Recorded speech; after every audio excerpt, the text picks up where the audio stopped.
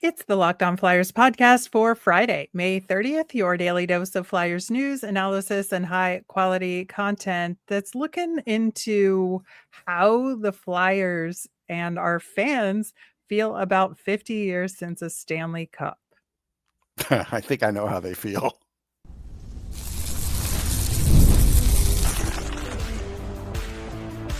You're Locked On Flyers, your daily podcast on the Philadelphia Flyers. Part of the Locked On Podcast Network, your team every day.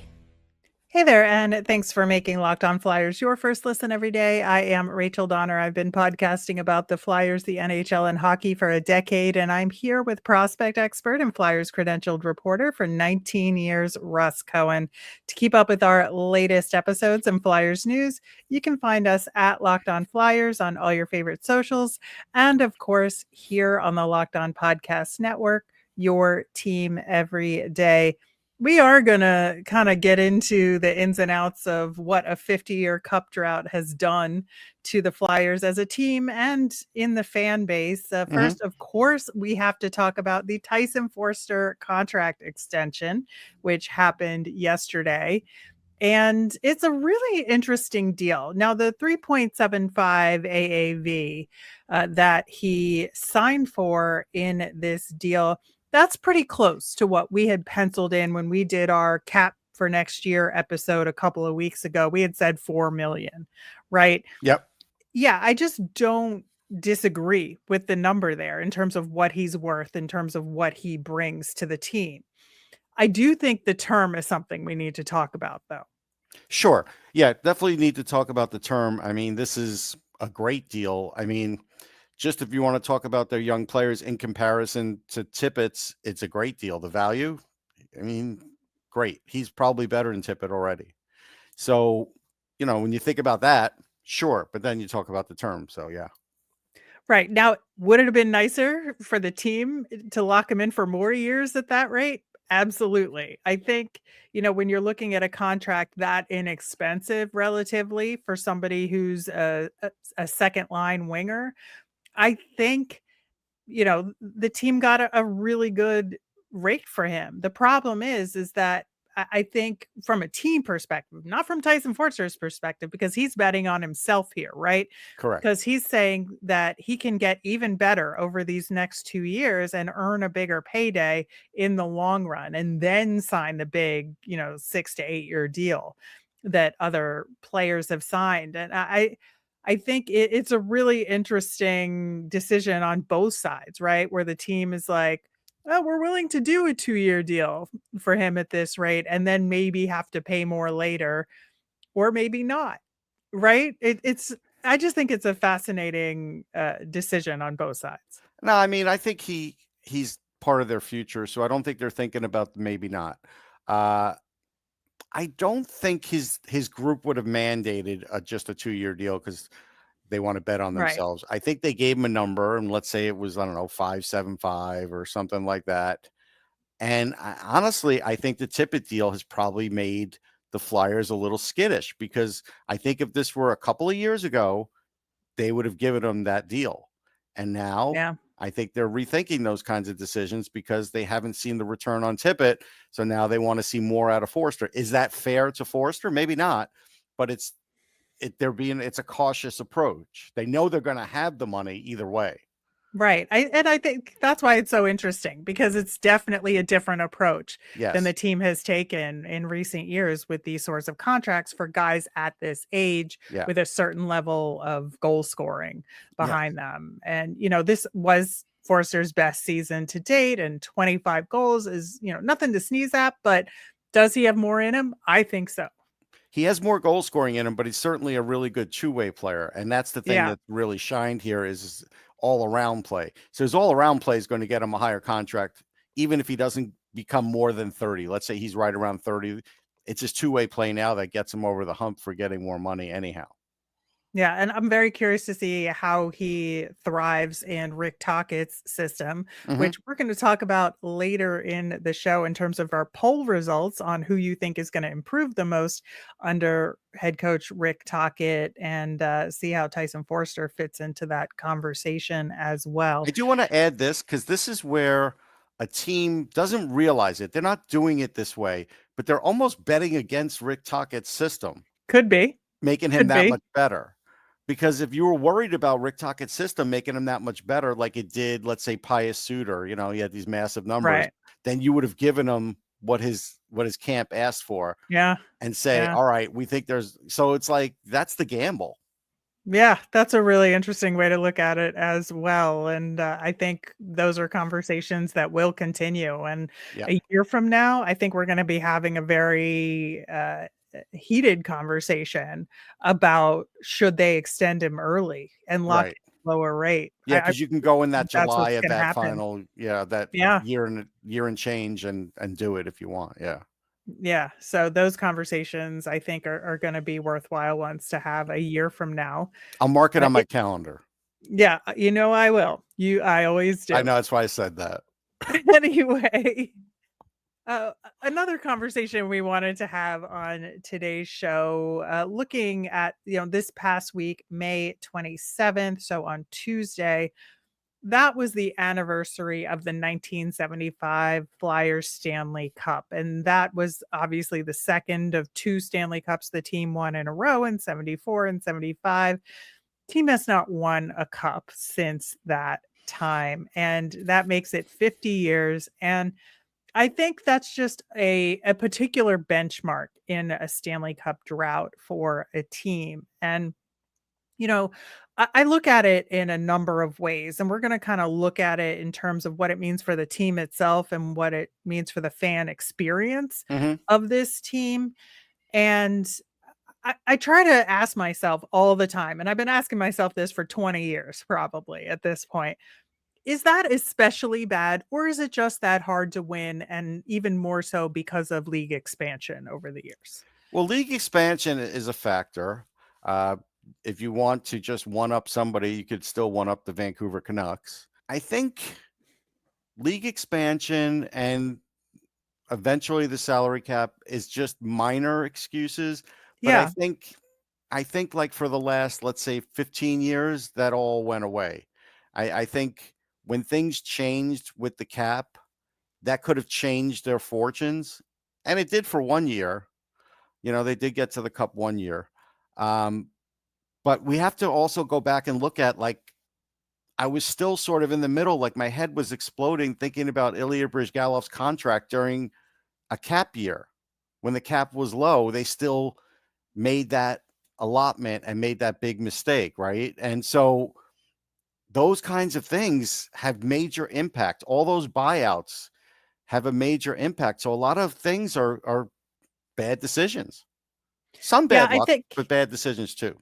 right. And you mentioned the one cup they did go to, and that was obviously in 2010 when they lost Right. to the Chicago Blackhawks, and that was the last cup final appearance. So not only has it been 50 years since a cup win, but 15 years since a cup final appearance. And I think if you add those two together, like it's a little frustrating, I gotta say. Yes. And I'm sure it's frustrating for the team, but your other point about how, especially I would say in the Holmgren era, things were pretty freewheeling when it Yes. came to contracts. And when Ed Snyder was around, things were different because he would just say, spend the money, I don't care, whatever Right. it takes. Right. Right.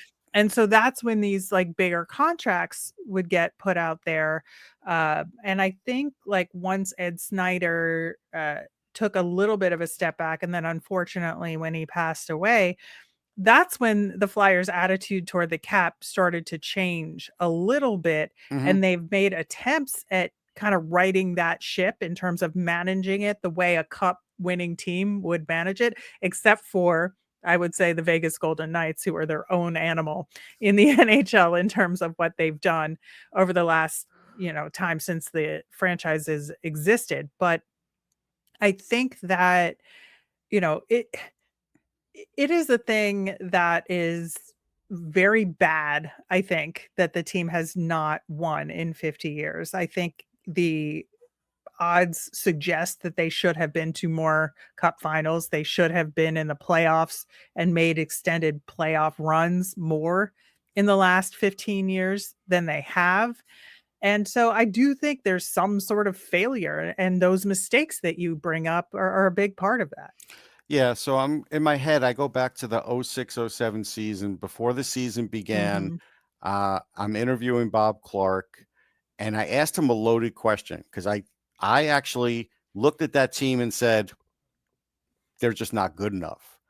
And I don't think they're fast enough. And that's when the league was starting to get faster. And I asked him, are you fast enough to keep up with the other teams? He's like, oh, yeah, no problem. And, they weren't. And so I think what happens is, and this happens on a lot of teams, that there's a delusion that's sort of like when you have the same people around and the same people making decisions and they just sort of swap out the deck chairs that that's why sometimes fans are right when they say, hey, bring some people from the outside. And sometimes we say that too, because Yep. you could get that tunnel vision. And when I don't see, like, if I'm running an organization, I want there to be discussion all the time. I want people to disagree with everything I say. If everybody agrees with everything I say, if I make a mistake, you're all making a mistake. Like, there's no safety net. And I think for a while there was no safety net. I agree. I agree. And that's why I think people have a little bit of a strong negative reaction Yeah. when the Flyers hire an ex-Flyer Right. every time. And that kind of bleeds into all of that. And so we're going to continue to talk about this in terms of the luck versus poor management, and then the questions that brings up in terms of how it affects the fan base and what they're doing from a brand perspective in the organization to try and change things or not, as the case may be. We're going to talk about that coming up next. The NHL playoffs are in full swing, and FanDuel is giving new customers an incredible way to get in on the action. Right now, when you join FanDuel and place your first $5 bet, you'll get $200 in bonus bets if your bet wins. FanDuel makes it easy to stay in the game before puck drop and live. With player props, performance trends, and same-game parlays, fans have more ways than ever to play smart and win big. From three-pointers to steals to assists in the NBA or goals and assists in the NHL, FanDuel has so many ways to bet your favorite player props, and if you think someone's game is heating up, build that next bet around their play. I'm going to say bet with the Timberwolves now. New to FanDuel, it's the perfect time to sign up. Head to FanDuel.com and place your first $5 bet. If it wins, you'll get $200 in bonus bets. Make every moment more with FanDuel, official sports betting partner of the NBA. We will, of course, be back Monday, where we will have another poll question for you this off season, as well as our nemesis of the week and more. Now, continuing this conversation about the 50-year Stanley Cup drought for the Philadelphia Flyers, I think obviously a couple of the points that are out there that sometimes make us feel a little bit better is the Vancouver Canucks that you mentioned Right. earlier, who have never won. And then the Leafs, I mean, obviously we know 1967 is burned in our brains, right? Right. Because that's something that the Leafs fan base has been taunted with, for many, many years now. And so with the Flyers being a shorter cup drought than the Leafs, I think we kind of get out of jail free a little bit sometimes with that in terms of the greater NHL conversation around it. But I think the other thing now is that it having been 50 years, most of the fan base was born well after the last cup, Oh, yeah. Yeah, no doubt. right? I mean, I'm sure the season ticket base is more young than old at this point, and that is just a natural thing. So that is a good point. I do at some point want to talk about a perception about the Flyers that still exists in the drafts. Yeah, for sure. I think, I just think that age difference of being born after the last time the Flyers won the Stanley Cup, and that's a gamut, right? It Because is. I mean, even I'm pretty close to that line, but then you have like the entire millennial generation Yeah. and who are fans, as well as, Gen Z and now getting into Gen Alpha. I mean, that's like 3 generations of Flyers fans who were born after the last time the Flyers won the Stanley Cup. And you have to think about that generational shift in terms of how people feel about the franchise versus how the franchise communicates to the fan base. Yeah. I mean, if you were born in 2000, you don't have a lot to fall back on. No, you do not. You At least do you missed not. Y2K. So there's that. Right. But that goes back into that 15 years since they made the final, Yes. right? Yes. And so I feel like that generational shift has played out in people's feelings about the team because they have no recollection of that success. And I do think the other kind of line in the sand here, other than this generational shift, is the Ed Snyder era versus the post Ed Snyder era. And I think people have fond memories of the Ed Snyder Mhm. era for a lot of good, very good reasons. And that's why we suggested that they honor him, and they now do. But I think that the reality of the greater picture of the NHL experience and the salary cap and how you put together a team and how you address coaching and all of that, it's so different now than it was in the Ed Snyder era. And things have changed so much in the NHL over the last 10 years that trying to apply the Ed Snyder era ethos to a modern team is, I don't necessarily going to serve you. Right. I don't think it serves you from a way that the organization's run from a nuts and bolts. PR wise, fan wise, Mhm. sure. That stuff's everlasting. And I think that Danny Briere and Keith Jones have brought a lot of that back. But as far as anything else, no. No, it's too different. And so I'm going to get back to the draft thing now because a perception of the Flyers is still something that is a perception from the Ed Schneider era. And I even hear it now. And if there's one thing I think Danny Briere needs to really, even though his actions have been right, say loudly is we are not the Broad Street Bullies anymore. We'll Right. sell their merchandise. We love those guys.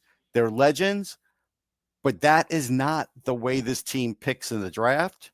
And that is not the way we think about hockey. Now, and the reason I have to say that is because, like, you'll hear somebody say a draft pick, and they'll say that's a real Philly Flyer, and inevitably that means either a big player or a player who's very tough. And doesn't mean he's not skilled or anything, but just those two things. It's one or the other. Right. Right. And that doesn't exist anymore. Denver Barkey would have been picked in that era. Mitchkov wouldn't have been picked in that era. So they're broken away from that. But have they broken away from it all the way, like in the media, the way people speak about them? No way. No. And that's really interesting. And I think that goes to the crux of the generational shift, right? Yeah. And it makes you ask the question, well, what role does the Broad Street Bullies era play in the team's identity now? And you're saying it shouldn't have any It shouldn't have play in terms of the anything hockey and the in building terms the of the team. hockey. Yeah. A night, sure. Representing somebody like the Hound for a night, sure. You want to have them at an event, you want to put them in suites, you want to have them say hi to folks, all great. As far as hockey input to the team and everything else, no. They should be far away from that at this point. And I think when Ron Hextall was doing it, he did it partially the right way, but then he did it too much. And then he annoyed the alumni and all that. And I get that. Like that's a touchy subject, right? So I think he went too far with that. But Right. you do have to annex yourself away from that after a while because there is no bonus for that anymore. No. And I think that you do have to find a way to find that sweet spot where you're honoring that past and that tradition with recognizing that it does not serve you moving Right. forward. Like basically, even though the Flyers have changed the culture of the team, if I had to give you a tagline, you would struggle to come up with a tagline for them to say what their identity is. Because now with They changing try. coaches, They certainly they do do every year, try and they and they put it do on their a best. t-shirt. But I'm just saying right now, if I had to encapsulate what they are, what is their identity, it's hard to do. Right. And I would say if you wanted to pick a current player who most exemplifies what I think they're trying to do, I'm not necessarily sure it's successful, but what I think they're trying to do, it's Travis Konechny, right? Right. Because it's that kind of pesky, chirpy Mhm. player who has a tremendous amount of skill. I Yeah. think that's the kind of image that they're trying to bridge these generations by using Travis Konechny as the linchpin of that conversation. And I think that's fair. I think, you know, but still to come up with a motto for that on the spot, I could not do it. Mm-hmm. I couldn't either. And that's really what's difficult. We could do a whole other show and try to come up with a Yeah. motto. And we might actually do Maybe we'll that in do the it. off Maybe season. the Flyers will take a peek in on that. That's a Yeah, good and if show. you have thoughts out there, if you're listening or watching on YouTube, Oh, put it you're in the opening up the comments. floodgates now. You know there's Listen, going to be a certain amount of listen. negativity with that too. There will be, but you know what? I think in terms of a positive motto that this team is trying to project or that you would want this team to project, I think that's an interesting Yeah. intellectual exercise, Yeah, right? It It's is. not just what they are, but what you hope that they Right. are and should be from the Briere era moving forward, right? In terms of Yeah. how this team is managed and approached, and Keith Jones and Dan Hilferty and this triumvirate of Yeah. what they're trying to do here to change things to make it so that this Flyers team can get to a Stanley Cup final again, as part of this regime. And I think that, we've all had hope over the years because of various things like those huge free agent signings that the Flyers have had, or huge contracts, or whatever, even the Briz contract at the time. I think, everybody kind of, I think, hated the overall contract, but they liked getting Briz, right? I And they think were like, some that's did. just what you had to pay. Believe it or not, I remember hearing opposition because Bob was a young homegrown goalie and people liked him. I don't Well, think they that's knew he also would true. be. I don't think they knew he would be what he is now, but they knew he Right. was good. And they were Yeah. kind of pushing him aside because of Briz. And there was some opposition to that. I remember that. Yeah, that's fair. That's fair. But I just, I just think this whole thing is extremely interesting, and it's very important because this team needs a guiding principle They do. moving forward in order to get to the promised land of a Stanley Cup final again. And I think that in order to keep this going in terms of having a solid fan base and having the Flyers be a prime part of the identity of Philadelphia sports fans, you have to have on ice success for people to hold on to, and those memories for people to hold on to, in order to keep it sustained and for people to want to pass it down in the generations to like their kids and their grandkids about what a great thing it is to be a Flyers fan. But it starts with the on ice product. Like, as an example, right? I think we were figuring out what the Florida Panthers were, and then they got Brad Marchand. And I think now you look at him, Kachuk, and some of those guys, and they're kind of like, we're a bunch of a-holes, but we're good. Yeah. But you know what they are, right? You know exactly when they get a player, you're like, yep, that makes sense. That fits. Yep. So I don't know. We'll see if the Panthers can repeat as Stanley Cup champions. But they're there again, right? They're there 3 years in a row. 3 years in a row. That says a lot. It says a lot. But this is an important conversation that will be continued over the next couple of months of the off season, and going into the next several years of this rebuild, and what Danny Briere and Keith Jones are trying to do. In the meantime, we asked all of you about Rick Tocchet's impact on current Flyers in our weekly offseason poll. We're going to get to those results coming up next.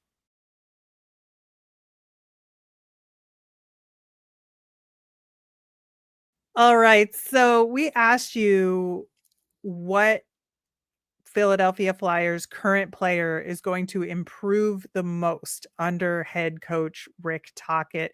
We gave you 4 concrete options, but kept it open for you to give us other options in the comments. We got a really significant data set here to work with. And once again, really interesting results from y'all. I So didn't the look, options, by the way, so this is the first time I'm hearing it. yeah, so we gave as options Owen Tippett, Matvei Michkov, Bobby Brink, and Emil Andre.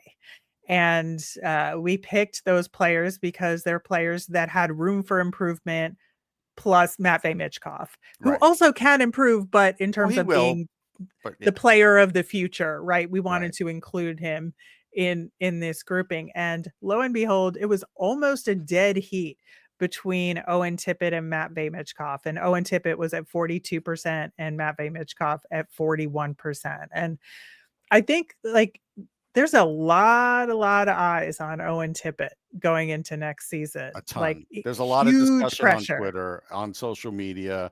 I'm Yeah, sure within the organization. And again, if they've invited me in for 5 minutes, I would give them a name of a shooting coach and say, just hire him on a part-time basis. Just have him work with them over the summer. That's all I'm telling you right. to do. And then I'll walk out of the room. Well, it's interesting because the comments that we got related to Owen Tippett and why you choose Tippett or not choosing Tippett here. Paul chose Owen Tippett, saying that Rick Tocchet is a player's coach who will allow them to play with a bit more freedom to be themselves and do things with a puck that under the very last structured staff would have kept him from doing so. And that Owen Tippett has those skills to be a great power forward and just needs a coach with good communications to build this self-confidence, which I think those are all very good reasons and checks out in a lot of ways, but it's can Owen Tippett execute on that, right? Right. So I think part of that was right. And the other part is between the ears with Owen Tippett. Right. It is. And there is more to unlock for sure. Like I see people are like, hey, he's just got to go to the net more. It's hard to go to the net. I know he's fast. I know he's a big guy, but that isn't the way his brain works. That's not his number one game. There are guys that just have an innate way and know how to do it. And there are guys that'll just elbow you out and do it. He's not the elbow you out type. Right. So yeah, if you can get him on the rush a little more in games so he's not thinking and can just sort of make those plays, you will get more points out of him. Will he do that continuously on his own? I don't know. Yeah, That's the I issue. think that's fair. I think that's fair. It really is up to him. He's Yeah. he's the master of his own destiny Yeah. at this point, and it's just a matter of can he execute. But I do think that Rick Tocchet will give him the freedom to I do find too. his place. So I think that's really good. Now, John said that he voted for Matvei Michkov partially because he believes that Owen Tippett is a trade piece and won't be around. So I thought that was an interesting Well, he might be aspect of right. it. I think, and then the reason I think there's a split on Owen Tippett, which clearly on this there is Right. that they saw the flashes.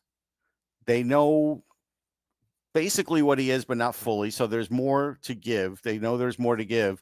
And that's why this person is saying, well, maybe because there's cost certainty in his contract, you find another team that's interested in him. Because here's the way I look at it.